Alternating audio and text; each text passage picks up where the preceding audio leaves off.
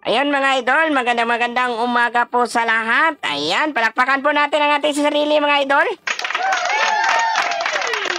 Ayan, bago po tayo mag-umpisa, no? Babatiin muna natin ang ating mga followers dyan, subscriber. Lalong-lalo na dyan po sa ibang bansa. Lalong-lalo na sa mga OFW na nagtatrabaho po doon sa mga malalayong lugar po sa sulok po ng mundo. Ayan, maraming salamat po sa inyong suporta sa aking YouTube channel. So, buong puso po ako nagpapasalamat sa inyong lahat, no? Ayan, at umpisahan po natin itong pag-uusapan. Ayan, bubuksan na po natin itong pag-uusapan. Eto mga idol, alam nyo naman po. At kilala nyo po itong artista na to, itong durugista na to. Ayan mga idol, ito po ay isang artistahin na isang politiko. Nasangkot po yon sa droga nung panahon po ni PRRD. At napatay po ang kanyang ama at siya po'y nakulong. At ngayon siya'y nagbabalik at nagbago na sa pananaw ng kanyang sarili. Ito mga idol, pag-uusapan natin ito si Kerwin Espinosa. Yan. Kilala naman po natin si Kerwin Espinosa na sangkot po siya sa droga. No? Si Kerwin ay nahuli po siya nung panahon po ni PRRD. At ngayon mga idol, nagbabalik po si Kerwin. At tumakbo po siya bilang mayor ng Albuera. Ngayon, ang pangako niya sa taong bayan, eto. Sugpuon ang droga din sa atong lungsod sa Albuera. Magtinabangay kita para sa kauswagan o kalambuan, sa peace and order, sa drugs, sa kawatan, mga rapists. Giingnan ko lang kamo karon. Ang sa droga, giingnan ko lang kamo karon. Mayo 13. Palihog lang in town, undangan na ka na.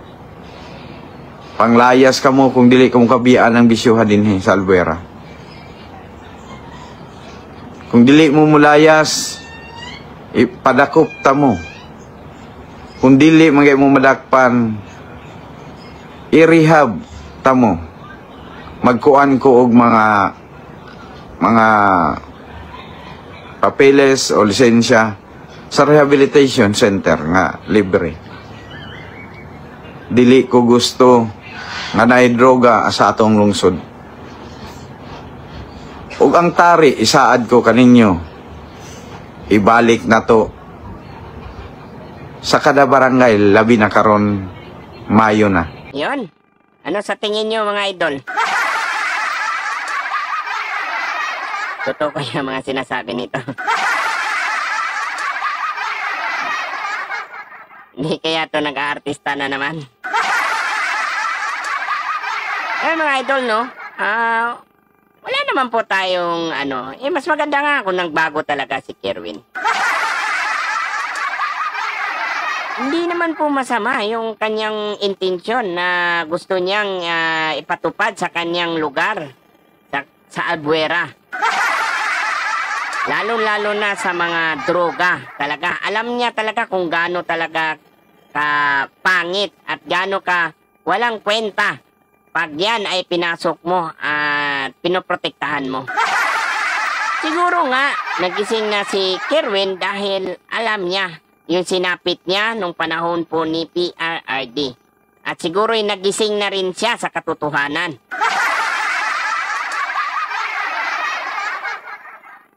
Lahat naman po tayo nagkakamali. Hindi naman po ibig sabihin na porket ganun po yung nangyari sa kanya, wala na po siyang karapatang magbago. Baka ngayon na nakalabas na po siya, mas pinili niyang pagnilay-nilayan yung pagkakamali nila noon at ngayon gusto niyang ituwid. Diba? wala naman pong masama sa kanyang gustong mangyari sa kanyang lugar. Kaya nga siya nanalo doon sa lugar nila. Dahil yung mga tao doon mas naniniwala pa sa kanya kaysa nakaupong mayor nung panahon na wala si Kerwin. Siya pa rin ata ang mayor eh. Kaya ganun pa rin, walang kumalaban. Yan mga idol, no? Pero, ayun, pagbigyan naman po natin na gusto niyang ituwid yung mga pagkakamalit kasalanan niya nung nakaraang administrasyon. Alam niya na nakita niya siguro yung liwanag. Na malakas ang tama. No? Sana naman po, Mayor Kerwin Espinosa, tuparin mo yung mga pangako mo. Yung mga advocacy mo para sa iyong bayan, no? Para sa iyong lugar. Tuparin mo naman. Lalo-lalo na yung tari-tari. Yan ang inaabangan ng mga, yung mga abantero. Yung sabong. Ayan. Maganda yung, gusto niya ibalik yung tari. Ayan, okay yan. May sabong naman talaga eh. Gusto niya magiging patas. Ibalik niya yung mga tari-tari para sa mga barangay. No? Ito lang pakiusap namin sa'yo, no? Kerwin Espinosa. Ayan. Sana naman, ikaw yung nakaupong mayor ngayon. Lahat ng mga pangako mo sa iyong mga kababayan dyan sa iyong lugar, wag mo sana silang biguin. Lalong-lalo na sa droga. Huminto ka na dyan sa droga. Wala kang mapapala dyan, Kerwin Espinosa. Tama yung mga sinasabi mo. Gusto mong linisin. At ipakita sa taong bayan na sincero yung pag-serbisyo mo sa iyong lugar. No? Nakita naman po natin si Kerwin na talagang habang nagsasalita siya, pumipikit siya. Nakapikit. Dahil gusto niya maalala lahat yung mga sinulat. Ayun na. Walang niya talaga to. Ay, nako. Puro lang to batikos yung ginagawa natin. Hindi naman sa pagbabatikos, ha. Hindi sa pagbabatikos, kung hindi pagpupuna. Pinupuna po natin para naman magising po sila sa katotohanan. Para naman lahat ng mga sinasabi nila, huwag naman sanang iguhit lang sa bato. Kung isulat lang sa bato, pagkatapos ng eleksyon, nakalimutan na. Diba? So sana naman, lahat ng mga pangako na binitawan po ni Kerwin Espinosa, to pa rin niya. Para naman hindi po madismaya yung mga kababayan niya doon. So, yun lang mga idol.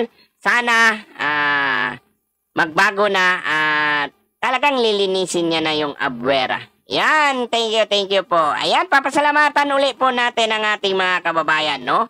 Yung mga OFW dyan na nanonood na naman sa aking vlog. Ayan, thank you po sa inyo.